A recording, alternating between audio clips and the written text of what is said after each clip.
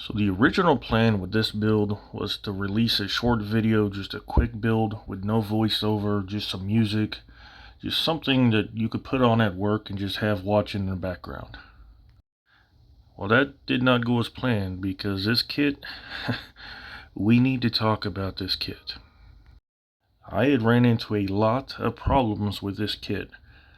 99% of the problems were my own fault, so I was just gonna not release it to save myself some embarrassment. But you know what? Mistakes happen. Sometimes we could fix them, sometimes we can't. So I do my best to salvage this. It's not perfect. It's definitely just gonna be a space filler on the back shelf. With all that being said, let's get to the build. Now, as I said, I planned on just releasing all this as one kind of short, quick build, so I didn't go into a lot of detail with the unboxing like I normally do. That, and well, there's just not a lot there. There's 4 pages worth of instruction and only about 3 sprues. I should also mention my quote-unquote absence. I kind of got myself in trouble on Facebook, and I was hanging out in digital prison for a while.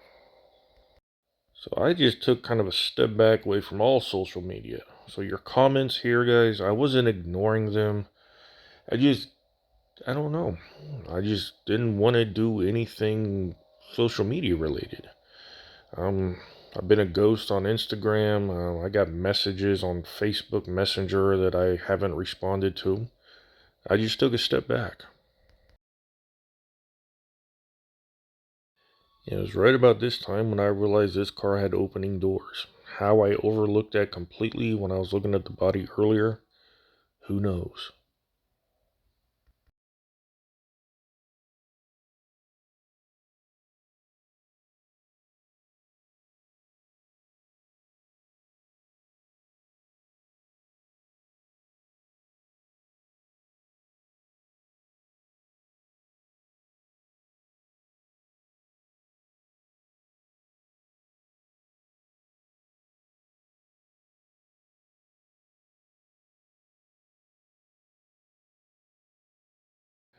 So, yeah, as I was saying, there is not a whole lot to this kit, and a lot of these parts we're actually not going to use.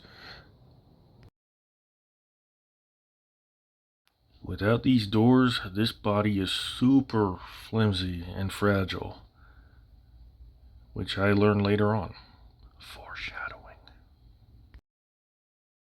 Right off the bat, though, I noticed that this is a good clean casting. There's no mold lines, there's no seams, all the vents are molded open. I'm actually kind of impressed.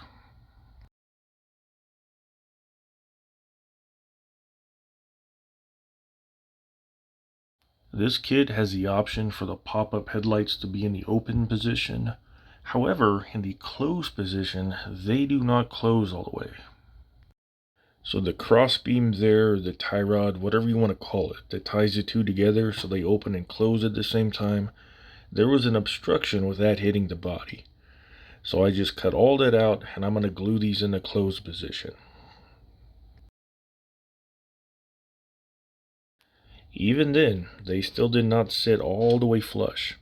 So once I got them glued in, I just went through and I sanded everything down to the same plane.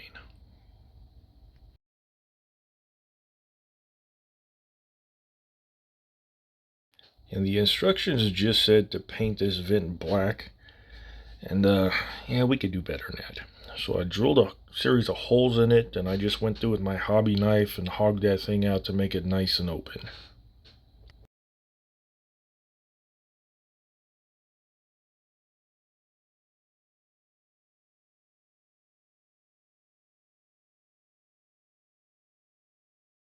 Once I got the bulk of the material out of there, I just went back with a half round needle file and really defined the shape.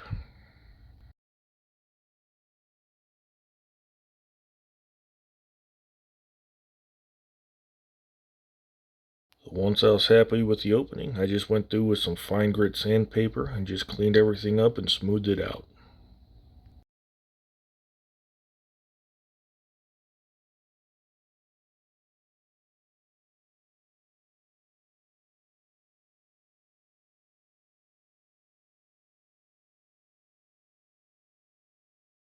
Now I know I just said this was a nice clean cast. Well, I found some sink marks. Now on the bottom of the quarter panel there, they were light enough that I could just stand them out. That top one, it was kind of deep, so I'm just going to fill it in with some super glue.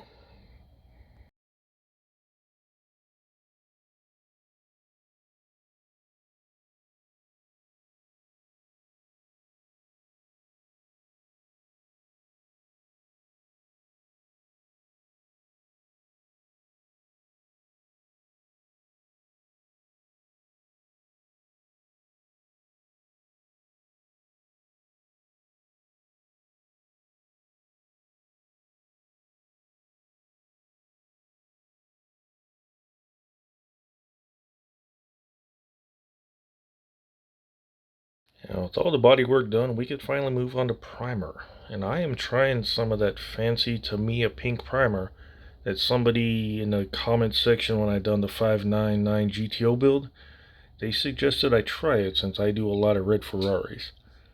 So let's try it.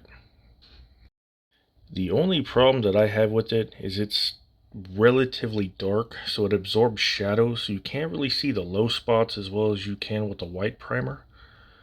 Other than that, hey, it sticks to the paint and it doesn't lift off. So I like it.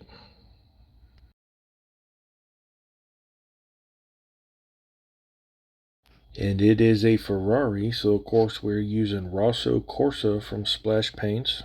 What else would we use? And I do realize that may have sounded pretentious and sarcastic. I apologize. I just really like Splash Paints.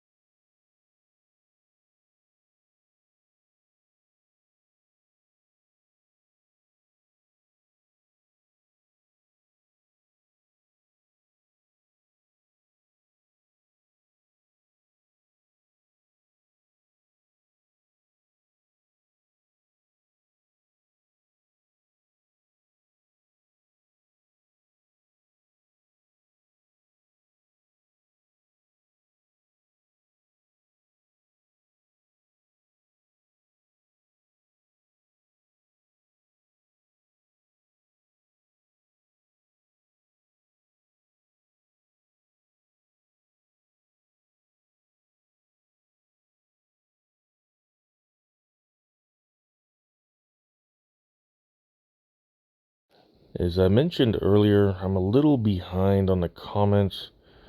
Somebody asked me on an old video what my airbrush settings are. Dude, I don't know.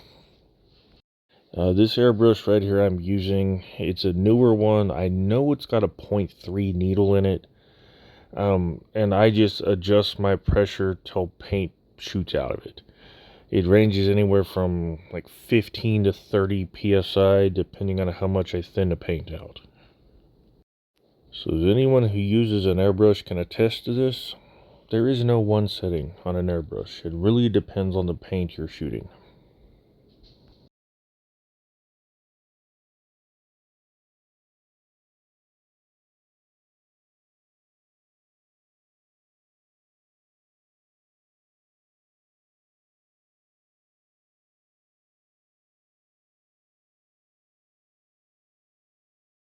And to my utter surprise, this was the one and only badge on this entire car. I had to consult with my dear friend Google, and yeah, sure enough, the 308 line, it did not have the Scuderia badges on the fenders. That didn't stop me from going through the pile to see if I could find any leftover Ferrari decals. On the rear of the car, we have the prancing horse, the Ferrari emblem, and the 308 GTB emblem. They're molded in, and they want us to paint those. I'm not that good at hand painting. Lucky for me though, I found a leftover decal sheet that has a prancing horse on it. So I'm definitely going to recycle that.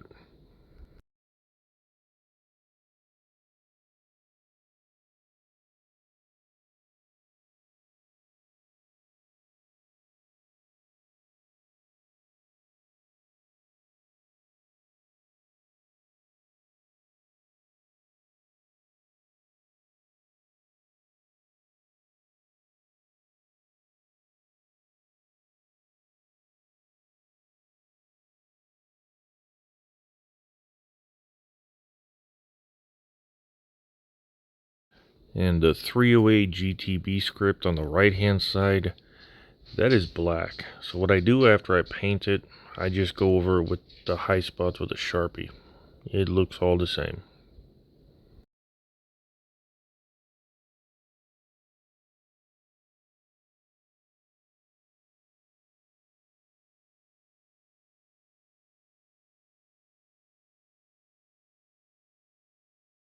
And with all that decal work out of the way and dry, we can move on to clear.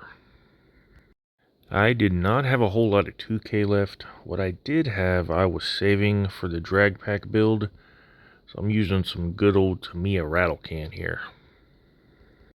For those of you that watched the drag pack build, you may remember that I did not film myself shooting the clear. That's because I drug everything upstairs and shot it in the garage. You may also remember that I had talked about my basement flooding. There was a ton of moisture and humidity down here, and it definitely affected this clear.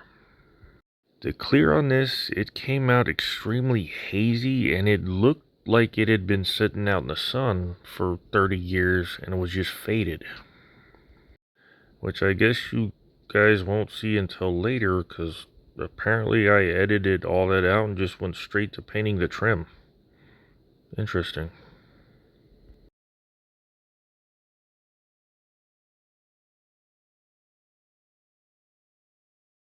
Oh, and back on the note of airbrushes. This airbrush, this little one I'm using here, this is some kind of mutt. It's really just been pieced together from broken airbrushes over the past 5 or 6 years. And it is due for replacement because lately it just keeps clogging on me. And I do not know why. I've torn it apart about 10 times. I gave it a deep colon cleanse. I can't find anything wrong with it. It's just worn out, I guess.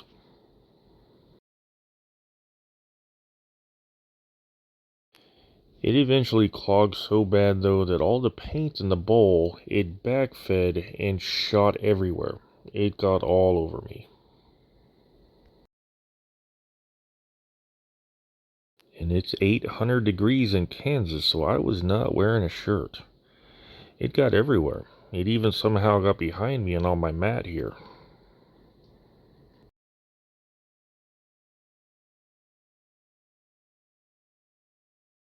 From here though, it's just easy sailing. Just peeling off some masking tape and... well, you guys will see.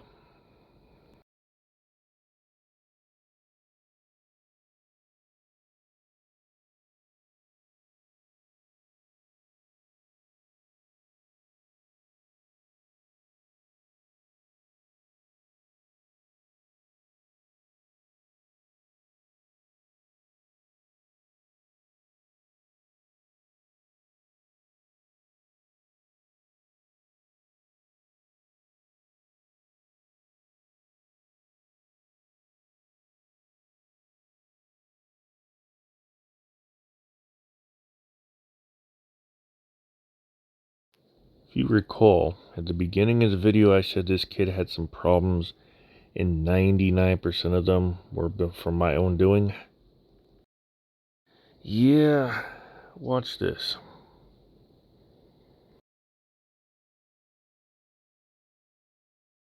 Alright, now let's watch it again, only this time slower. That paint had somehow folded back on itself, and the tape was stronger than the plastic. So it broke at the weakest part. Luckily though, all the breaks were nice and clean, so I was able to glue it back together. The A-pillars, they took a bit of damage because the super glue I used, it pulled some of that black paint up from the bottom, so it's got some ghosting.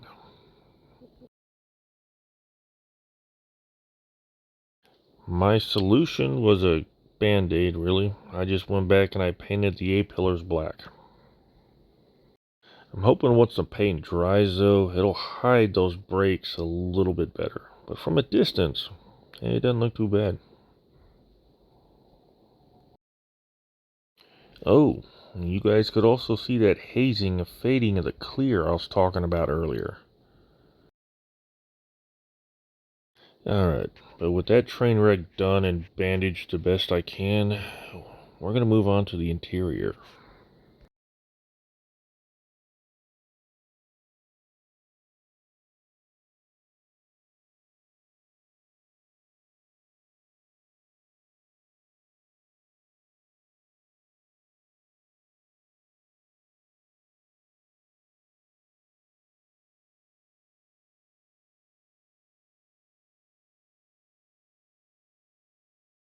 And it's probably pretty easy to tell that the order in which I kind of sequence all these together is not the order in which I built them.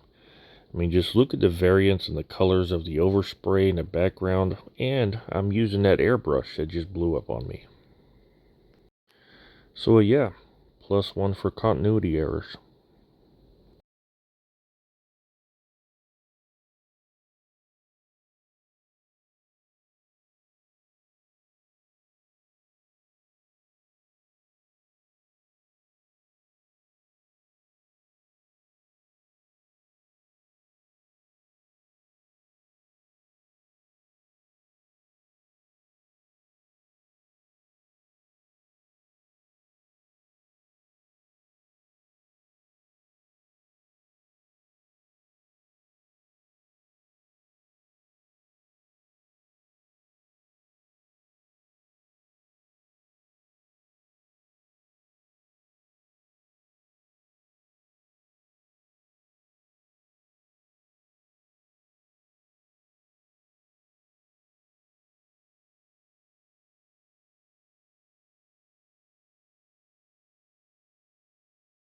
And these seats, they're kind of gimmicky. It's cool in theory, but at the same time it's stupid. At least I think it's stupid, especially in something of this scale. These plates here, they kind of just wedge into place and they fit rather loosely. And what that does, at least from what I could tell anyway, because the instructions don't say a word about it, it makes it seem like the seats are on a slider. And if you guys don't glue the seat backs in place, when you floor it and your gun slides out of your holster and it wedges in behind the seat, hey, you can just tilt it forward and grab it. Pretty handy. I, of course, didn't like that, so I just slid the seats all the way back and glued them in place.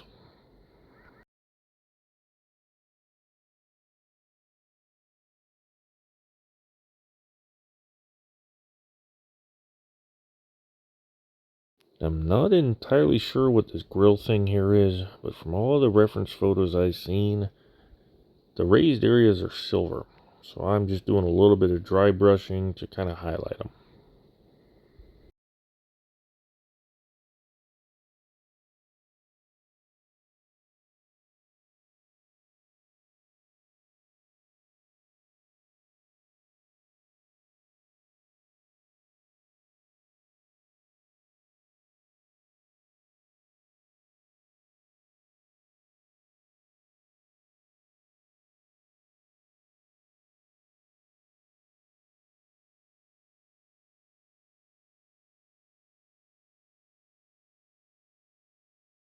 And yeah, I kind of forgot to paint that lower steering column area there black.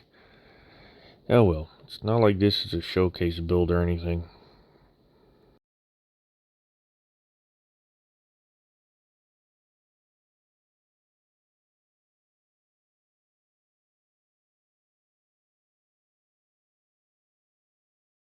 If you guys have never seen any of us do this before, we're just using some clear UV resin to kind of build up on top of that decal. That'll give it that 3D effect.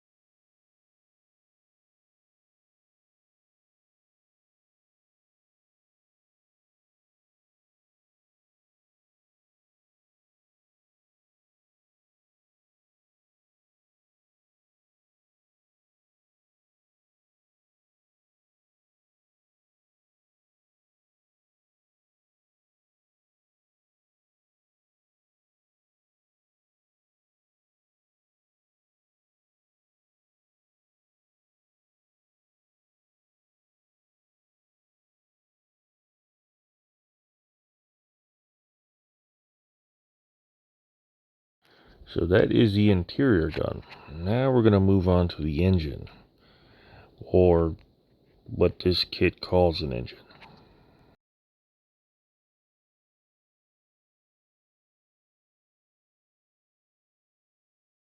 Any of y'all that have watched me for a while know just how much I hate this overly shiny, super bright chrome. It's not at all realistic. It makes everything look like a cheap toy. I don't know why they do this.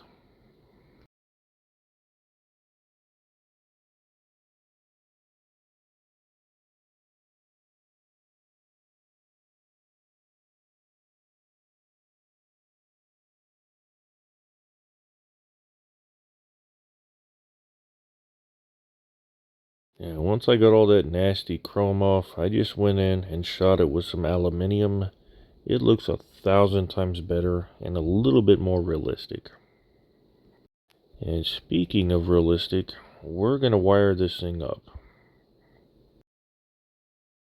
And I tilt this over a little too far and I get some paint on my third favorite finger.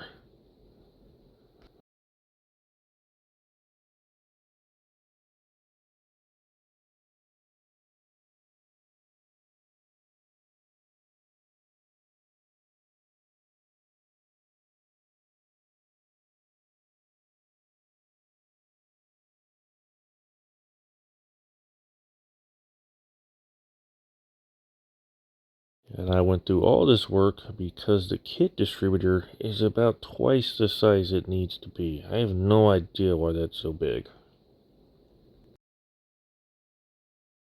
And I will admit, I did not take the time to wire this thing in any correct firing order. I just found the nearest hole and just shoved it on in there.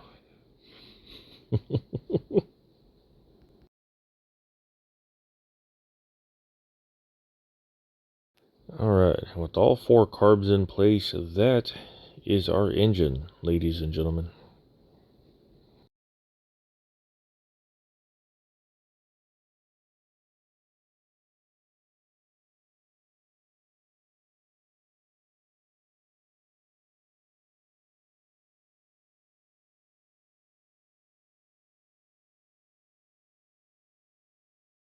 Yeah, not a lot to it. So now we're going to move on to the suspension. There is not a lot there either.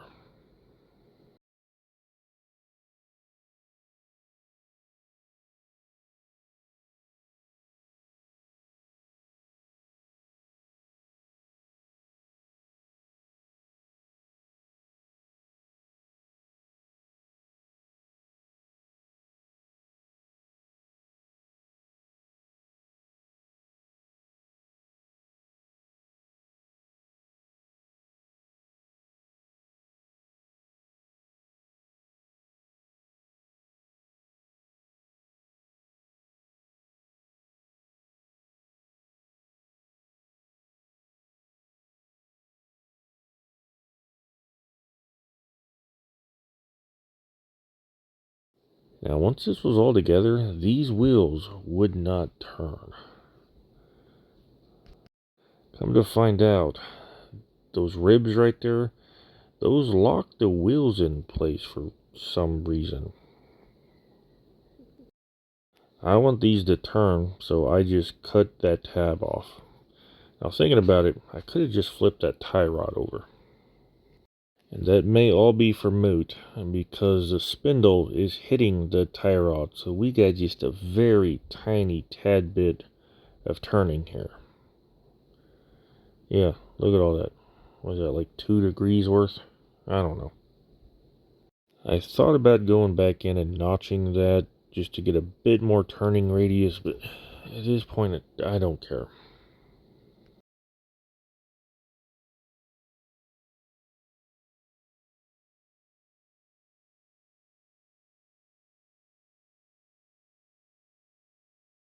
If you guys thought the seats were kind of gimmicky, this front suspension, it just kind of clicks into place with these 2 tabs exposed.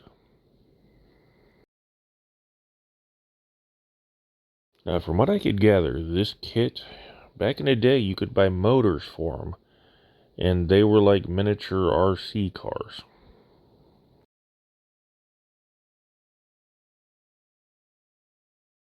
I have zero interest in playing with this thing as an RC car. Now, from what I can gather, that little smaller ring there, that fits into this recess and it keeps the axle centered.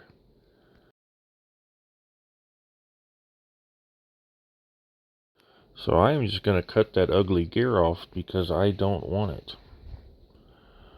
Or so I thought I was going to cut it off.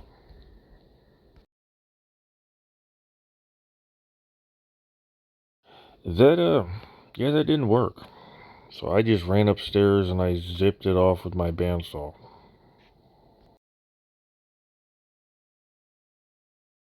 The bandsaw, it will only cut in straight lines though, and for some reason, I thought that I should go in and clean up all these edges.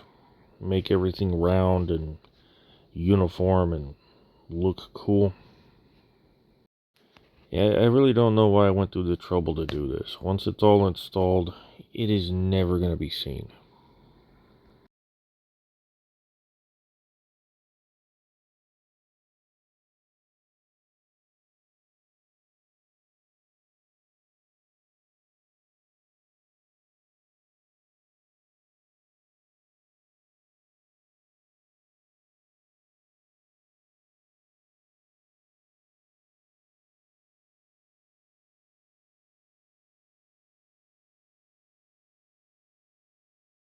Now, you guys might be thinking, I talked a lot of trash on this super bright chrome earlier, so why didn't I strip these? Well, let me show you. There is a super easy trick to dull all that down and make it look like machined aluminium. Now get in close here, because this is a trade secret. You just spray it all with some flat clear. Now there is kind of a technique. You just stay a little bit further back than normal and then just mist it on with really light coats.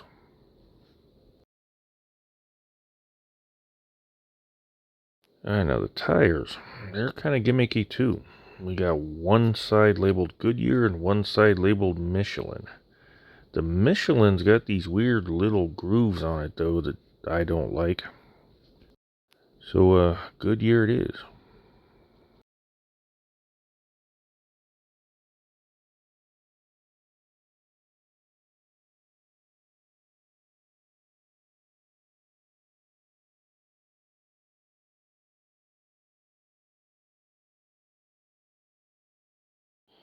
And of course we gotta do our little sanity check just to press on all 4 corners to make sure it's set and level. Now we can finally start putting everything together. Final assembly is next. Now since I mangled these A-pillars, I used a whole lot of UV resin to get this windshield in place, and I had to bust out the big light to burn it all in.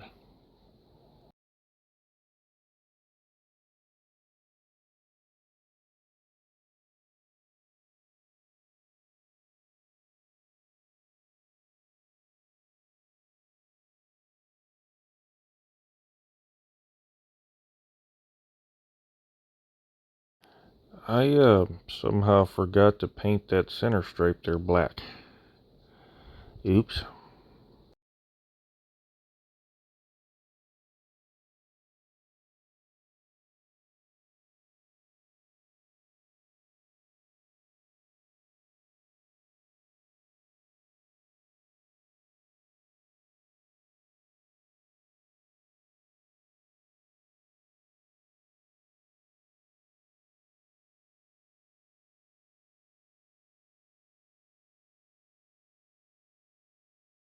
Now for the tail lights and the turn indicators, the center of them is supposed to be clear for the backup lights. Now my goal originally was to cut a very tiny circle out of some masking tape and mask off that center. Then I remembered, once I get the clear red and the clear orange down, I'm going to go back over just the backs of these with some silver to recreate that reflector. Now if you're lost about what I'm talking about, let me show you.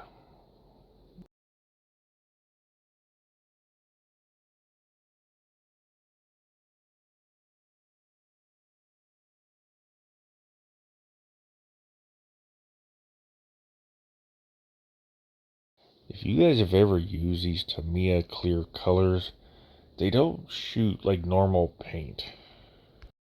You really got to build up like 15 super light coats. Otherwise it will pull up and it will not lay out evenly.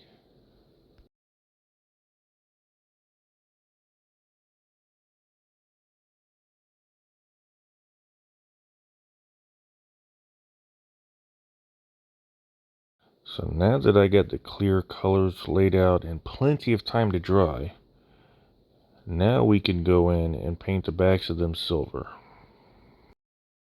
See, if I had masked those off, I would have peeled that tape off and then just done all this anyway. So it would have just been a waste of time. And for the lights that fit in these bumpers and stuff, I learned a little trick a while ago. If you just do a bad job of cleaning them up once you clip them off the sprue, they will friction fit in just fine, so you don't need to potentially mess them up with any glue or adhesives.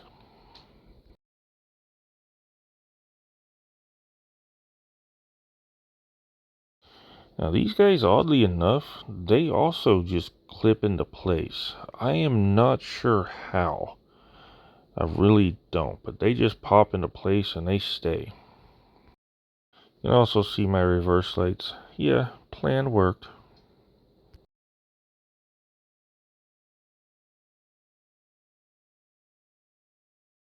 Now this lower grill, it just says it just kind of hangs off the bottom of the front bumper insert.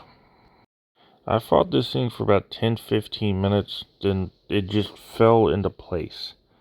Uh, Again, I don't know how. There's no locating pins down there. There's nothing.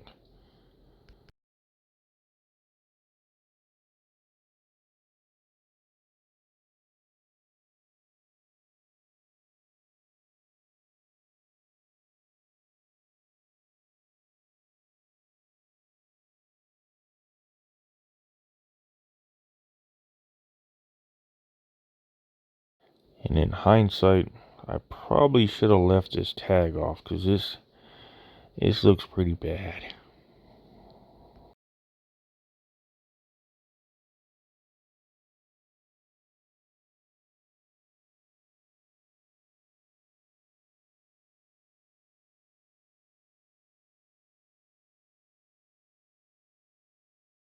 You guys ready for some more stupid gimmicky engineering?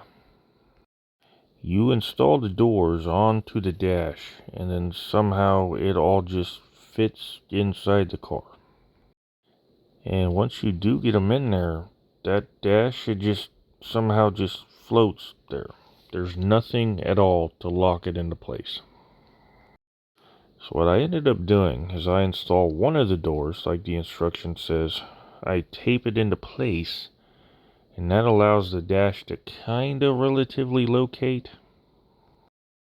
Then I'm just going to build the other door off the hinge that's sticking out the other side. Yeah, and look how well that door fits, man. Yikes.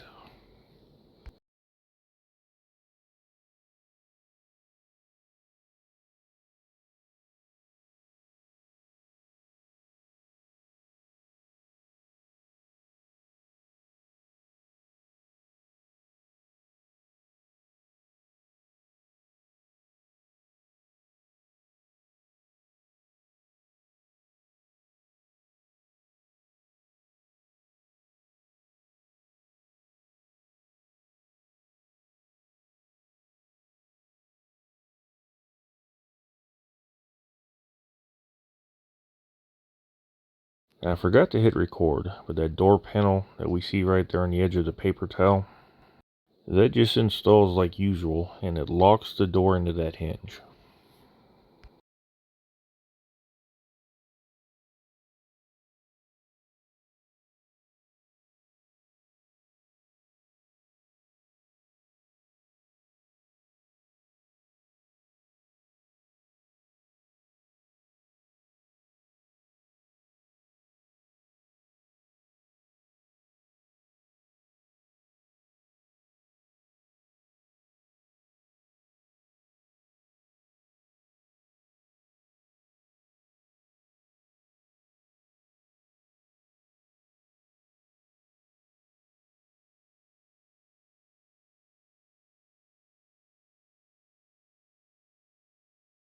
And as usual, they put the sprue standoffs right inside these contoured areas that is critical for a perfect fit.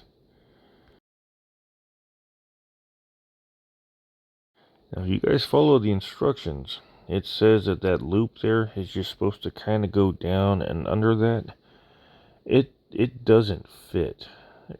There is no way. Even when I cut some of that material out, it still will not fit. So I thought about just cutting that entire bracket thing off and gluing the rear bonnet closed. But then I remember these doors open. So I am just going to glue it in the open spot and then just display it all open. The doors don't fit that well anyway, so if I have them open, you can't really tell that they don't fit.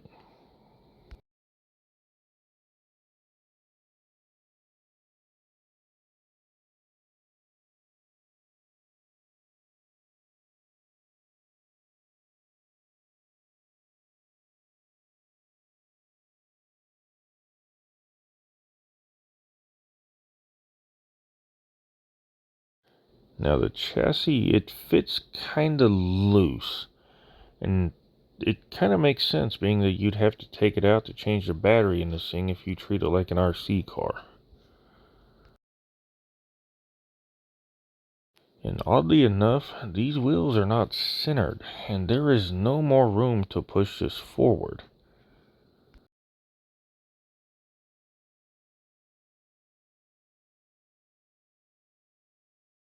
The trick to fixing that is fairly easy. We just turn the wheel ever so slightly, and then turn the car away from us. Yeah, camera angle will fix that just fine.